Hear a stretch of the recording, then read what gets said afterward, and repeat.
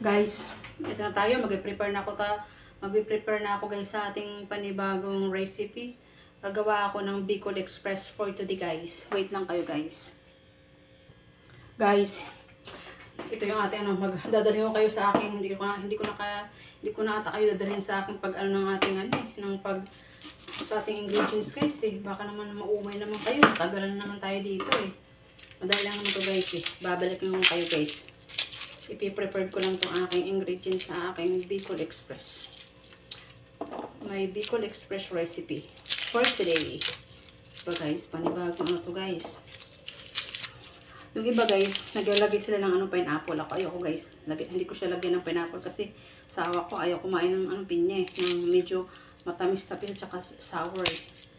The more bawang, the more the merrier guys, diba? Babalik ako guys, dyan lang kayo guys. Ito na guys, anin ko lang to guys yung aking bawang, yung ating garlic. Anin natin to guys. Maganda siguro guys kung mayroon tayong kwento-kwentuhan, diba guys? Kisa naman na shortcut ko kayo mapakita. At least guys, ito. Kailangan man yun. Ako talaga yung nagluluto guys. Hindi yung putyo-putyo guys. Kasi recipe ko talaga to guys. Siyempre, ito guys, para yung ating Bicol Express masarap. Lalagyan ko to guys, diba guys, siling haba. At saka ito guys, yung labuyo ko guys, sa aking garden dyan guys. Ayun may pula na siya. Para mayroong kick talaga guys na spicy. Diba guys, dadalhin ko kayo later guys, okay? Baka maumay kayo sa akin, ako po. Mahirap na guys, diba? Dyan na kayo guys. Guys, tapos na ako maghiwa. Yung aking garlic na bawang. At saka meron ako guys luya na nakaslice na rin yan. Aking sibuyas na onion. At saka syempre yung ating pang spicy guys na yung sili guys. Hiniwa ko na rin yan. And then yung ating butter. Kailangan may butter ako dyan guys. Sa pang sote ko lang dyan. And then yung oil natin. Lalagyan natin yung oil at saka butter dyan. At saka guys, syempre ito guys, yung ating shrimp na hipon. Yan, ito yung ating panlagay dyan sa ating, at saka yung coconut milk guys. Ito yung ating coconut milk. Yan na, yung ating coconut. At saka guys, ito yung ang ginawa ko talaga guys para hindi matagal. Yung aking pork talaga guys is nilaga ko muna to guys. Saka ko siya hihiwain guys para madali lang siya magluto siya guys. At saka kasi gusto ko to guys, yung parang toasted yung kanyang fats. Papakita ko sa inyo guys later. Okay guys, dyan lang kayo kasi hihiwain ko to guys. Ating mga dyan ko lang ating ilagay yan guys. Ating gagamitan. See you later guys. Ganito lang guys, i-slice ko lang yung ating karne kasi nilaga ko to guys. Ako kasi ganito kasi ako guys mag Bicol Express. Ewan ko sa inyo guys, gusto niyo ba yung alam ko yung kasi guys, yung iba guys, hilaw lang yung kailang meat eh. Kaya matagal eh. Ako kasi guys, syempre, nandito tayo sa ating pagbabloging guys eh. Kailangan tayo, nasa madalian lang tayo guys eh. Kailangan diba guys? Ganyan lang siya guys, no. Slice ko lang to guys. To guys eh, 1 kilo to. 1 kilong yung binili ko. Kasi dapat ang gagawin ko dapat dito guys. Yun ko to mechado. Parang sabi ko ba to guys? Sandali lang guys ha. Dadalhin ko kayo guys later para maging madali tayo. Baka makumay naman kayo. Matagal naman tayo dito sa ating paghihiwa guys eh. Guys, ito na yung ating meat. Yan na, hiniwa ko na siya guys ng ganito, yung paaba lang guys. Ayan, hiniwa ko na yung ating karne guys, di ba? Alam ko sa inyo guys, iba-iba kasi tayo ng guys, iba-iba tayo ng proseso ng paggawa ng mga recipe natin guys. Ako, yung iba kasi hilaw pa, sinusutin nila yung meat doon sa sa kawali nila. Ako guys, mula nung nag-vlog ako, lahat ng karne ko guys, bago ko lutuin, pinapakuloan ko muna siya guys ng 5 to 10 minutes. Tapos sako na siya guys lulutuin para as ding yung kung ano man nakadikit doon, 'di ba? Safe tayo sa sa kalinisan ng ating karne. 'Di ba guys? Ayan. Wala na tayong patumpik-tumpik na guys. Paano 'yan? Mag-umpisa na tayo. Ito na guys yung ating mahiwagang lutuan. Ayan na. Dito na 'yan. ating sandok. Nandito na rin yung ating sandok. Lahat na guys, nandito na yan. Ang kulang na lang yung salt and then pepper to taste. Yun lang guys. Siyempre, ano tayo guys, mag-umpisa tayo, lulutuin natin. Diba? Para hindi tayo umabot ng mahabang proseso guys. Pabalikan ko kayo guys, later lang. Paano yan guys? Walang patumpik-tumpik. Magluluto na tayo. Sindihan na natin yung ating kalan guys.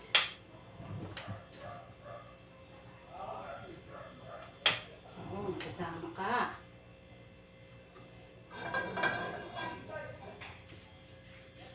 Ayan guys. Saglit lang naman yan guys eh. Pasensya na kayo guys kung meron ka narinig na mga maingay. Kasi kapitbahay ko yan guys eh. Mga bingi kung mag-uusap-usap. Ayan na guys, lalagyan ko na yung ating konting guys. Konting oil lang siya guys para yung ating butter. Konti lang siya para yung ating butter hindi siya guys masunog. Konting oil lang yan. And then yung ating butter. Kukuha tayo ng ating butter na pansuti. Panlagay natin dito guys. Ito ng butter. Ano lang guys, napakadali lang guys. Napaka as in. Super dali lang guys. Wait lang guys. Ayan guys, lalagay natin yung ating butter na ating pansuti lang dito. Ganun lang yun siya. Siguro kung mga ano lang siya. Ganito lang siya kadami na butter. Ayan, nakalabas naman yung kanina guys. Kaya medyo malambot na yung butter natin. Ayan, at saka yun guys. Kailangan natin yung tirahin na. Diba guys?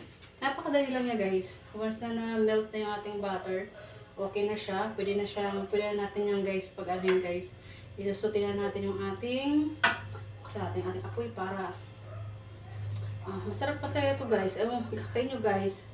Ito yung kasi diba puro ko i-film guys. Puro sa aking vlog. Puro isda. Ngayon naman is mag-mimit naman tayo. Bagong recipe naman to guys. Ako guys, syempre unahin ko guys yung aking guys, yung luya ko guys. Yung luya ko muna unahin ko. Para maluto yung ating luya. Mag-translucent lang yung ating luya. And then, yung ating ginger and garlic at saka onion guys. Yun na. Kasi madali lang naman to guys eh. As in, madali lang siya. Tatagal lang kayo guys magawa is yung karne nyo guys, hindi siya guys luto. Kailangan, ang sikreto dyan guys sa paggawa ng Bicol Express, yung karne nyo guys, lutuin nyo na siya guys. Ilaga nyo na. Next, yung ating garlic. Guys, yung garlic ko din guys, maliit na yung guys eh. Tabi natin ating gagamitan para sunod-sunod lang yan. Guys,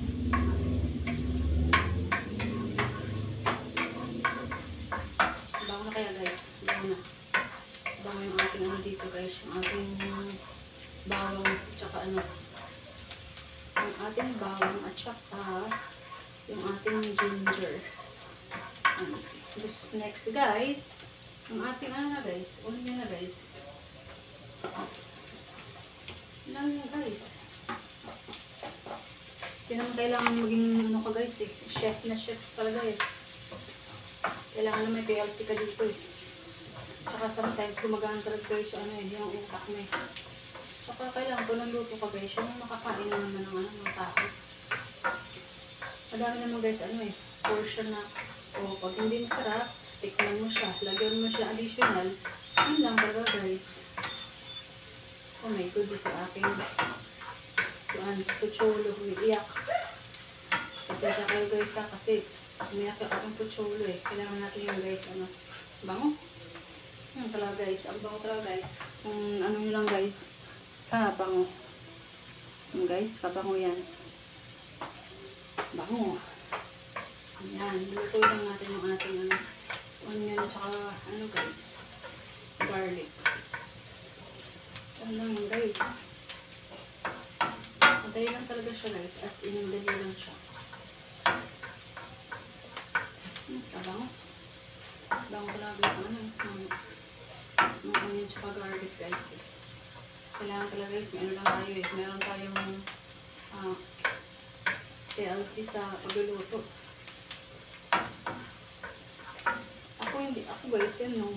Hindi mo ako hindi mo ako nag-aaral ng cooking. Sa ano ko lang po guys, experience ko lang, nakikita ko sa parents ko, sa magulang ko. Tapos ayun, try ko nga yan. Pag hindi okay sa kanila, pinapatikim ko sa kanila yung lasa, na approve or hindi approve.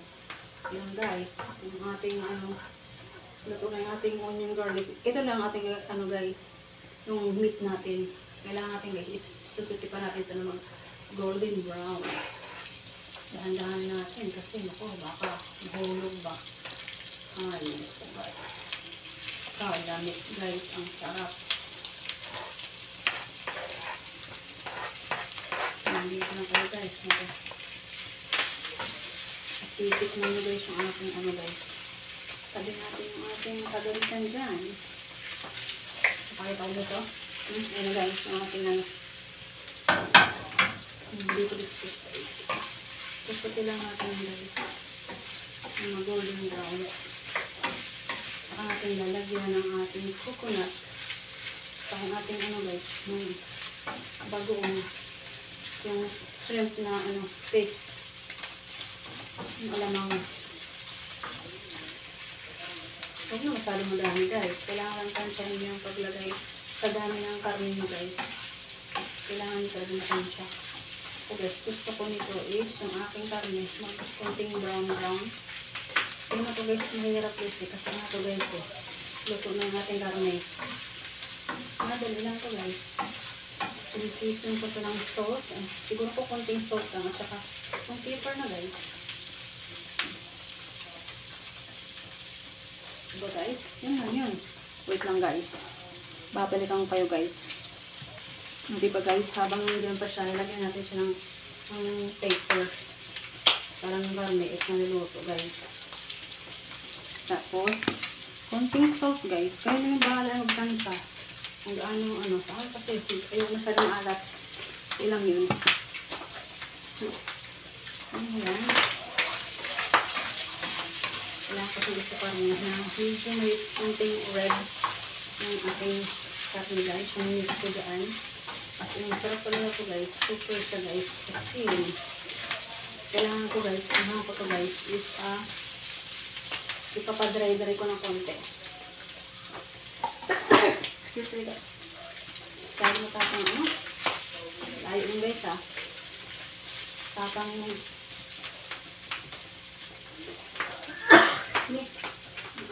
okay.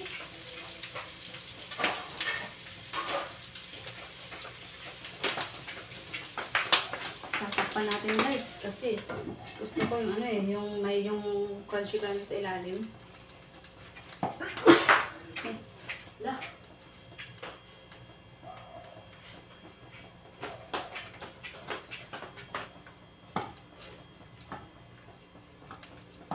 Ayan guys, nakita nyo na may nag-red na siya.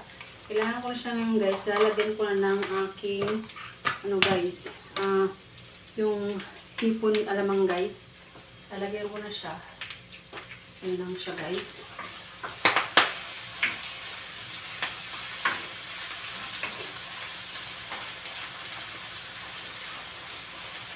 I'm sure siguro ko guys, kulang pa ng konti.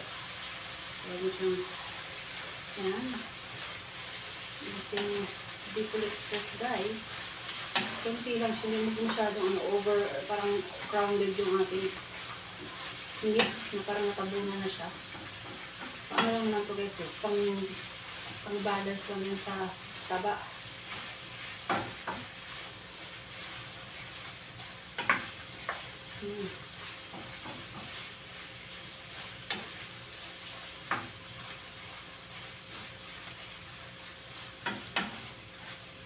Uy, sorry guys, nalaglag.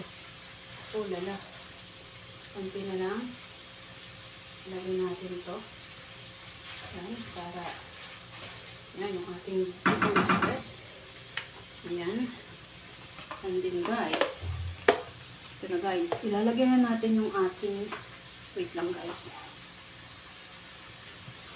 At saka ngayon guys, ilalagyan natin yung ating coconut. Guys, yan yung ating Bicol Express guys. Ating coconut guys. Para pang ano guys, talagang as in chicken na talaga siya guys. Guys, sarap guys talaga. Nandito lang kayo guys, titikman yung aking Bicol Express guys. Isisimmer natin siya guys. Simmer natin. Huli na natin ilagay yung ating manghang guys na sili.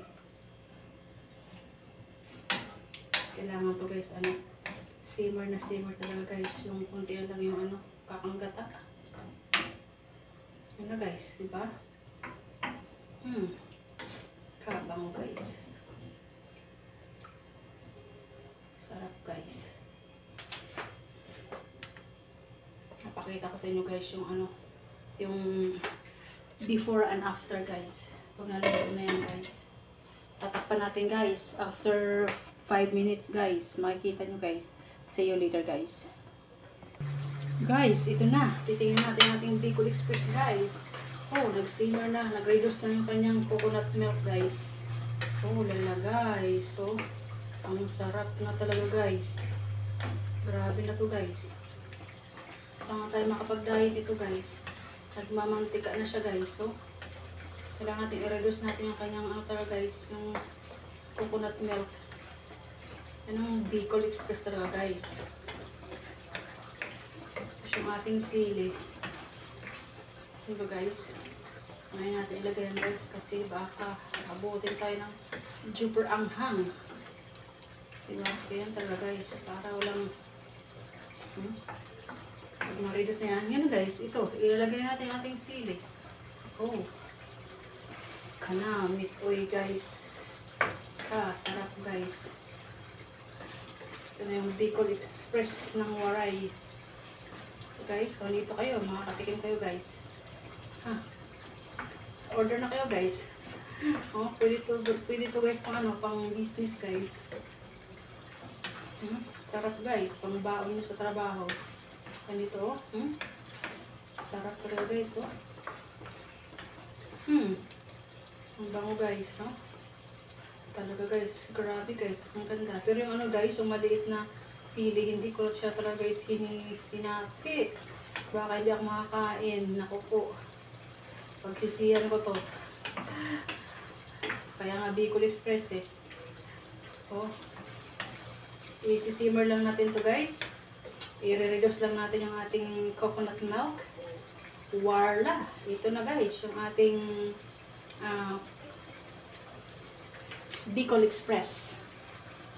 Tingnan nyo guys, yan yung ating Bicol Express guys. Nakita nyo guys, ang sarap guys ng ating Bicol Express. Diba guys, isisimmer ko pa yan guys. Para talaga guys, matanggal yung guys, yung kanyang coconut milk hanggang sa matuyo-tuyo na yan guys.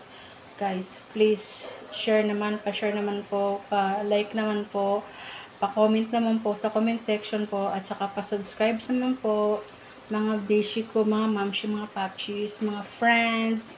See you sa ating susunod na upload.